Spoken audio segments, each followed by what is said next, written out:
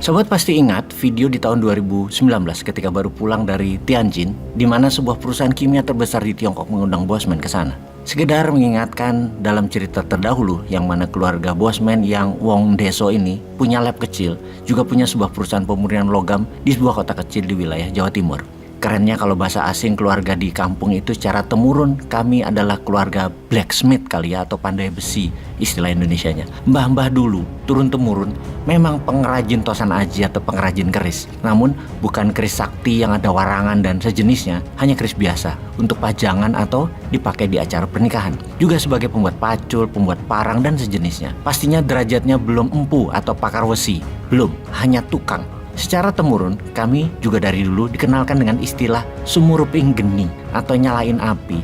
Karena mengerjakan hal-hal yang berbau metal, pasti memerlukan api yang panasnya tinggi. Bukan hanya mengenal api, ya mainan api ya dari kecil. Mulai dari yang ditiup, dipompa, menggunakan bahan arang, hingga saat ini menggunakan gas. Bahkan yang terbaru pakai flash atau kilatan api. Selain pandai besi, ada kebiasaan yang baru dibangun oleh kakak saya, yaitu memisahkan mineral-mineral diurai sampai yang terkecil, dipisahkan atau di-crack. Salah satu yang beliau crack adalah lithium, Li. Jumlahnya tidak besar, namun benda ini kami jual ke dua perusahaan di Eropa. Sudah lama kami lakukan, mungkin lebih dari 20 tahun, yang jumlahnya kecil juga. Entah bagaimana tahu-tahu benda ini ada di tangan perusahaan besar kimia di Tiongkok, TCC, Tianjin China Chemical. Mereka meminta kita menyuplai ke TCC, di mana kita pun bertanya untuk apa lithium itu. Dijawab untuk power bank rumah. Sahabat semua tahu pasti bahwa baterai pakai lithium. Baik baterai itu untuk mobil, laptop, HP, dan lain sebagainya. Berbahan nikel lithium kobalt atau lithium ferrofosfat. Ya pakai lithium intinya. Jadi posisi lithium itu sangat vital.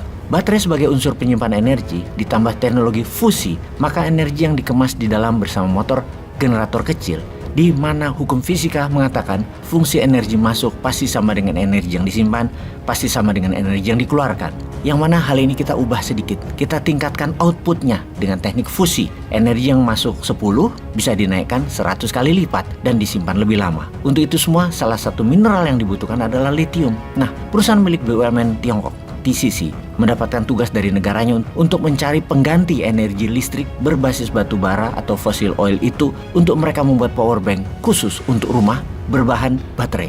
Mereka berencana membuat power bank untuk rumah yang hanya di-charge 2 jam namun bisa menghasilkan daya selama 24 jam menggunakan power bank. Jadi kalau biasanya bayar listrik mungkin sebulan 1 juta untuk daya listrik 3.300 watt di perumahan, sekarang jadi hanya pakai 20%-nya saja untuk mencharge dengan hasil sama 3.300 watt.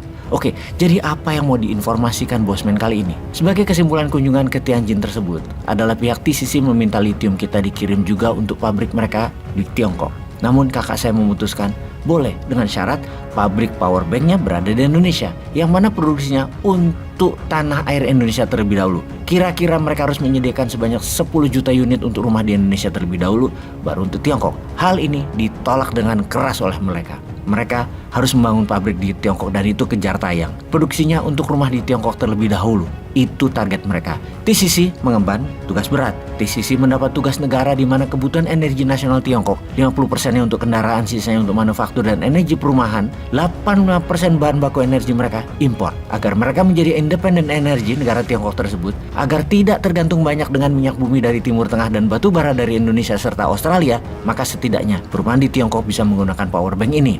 Dengan adanya power bank ini, bahkan kalau tidak menggunakan listrik berbasis minyak bumi, maka mereka menggunakan energi sinar surya atau solar.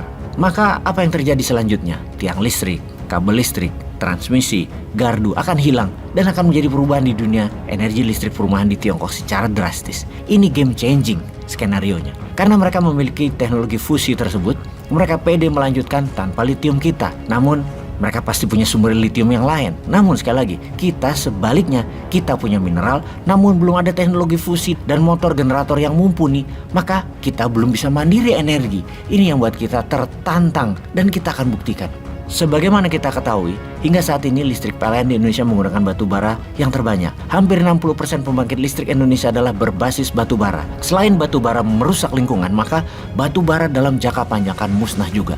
Selain lingkungan hidup menjadi tandus dan panas bumi meningkat terus, di mana batu bara dan fosil oil adalah perusak 50% yang menyebabkan bumi semakin panas saat ini. Hingga saat ini, Dunia yang katanya mau menjadi hijau kembali dengan menggunakan energi terbarukan, melepas batu bara, ternyata semuanya omong kosong. Apalagi perang di Ukraina terjadi yang kemudian menyebabkan Eropa menyalakan kembali pembangkit listrik tenaga batu bara gara-gara dibatasi sumber energi asal Rusia oleh Rusia ke Eropa. Semua ini makin membuat dunia runyam.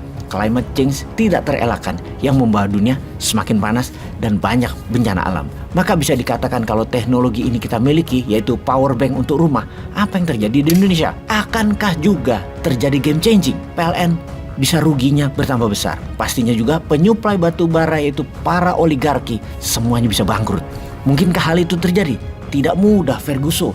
Oligar pasti melawan. Tapi dasar Sontoloyo, maka usaha untuk membuat energi baru untuk perumahan ya tetap kita jalankan. Kita tetap cari cara, kita tetap berusaha. Dan setelah 3 tahun berkutat, setelah ribuan kali mencoba, di mana setelah 1 tahun lebih produk ini kita jalankan, kita tes skala lab, kita tes secara pilot produk, ternyata benar.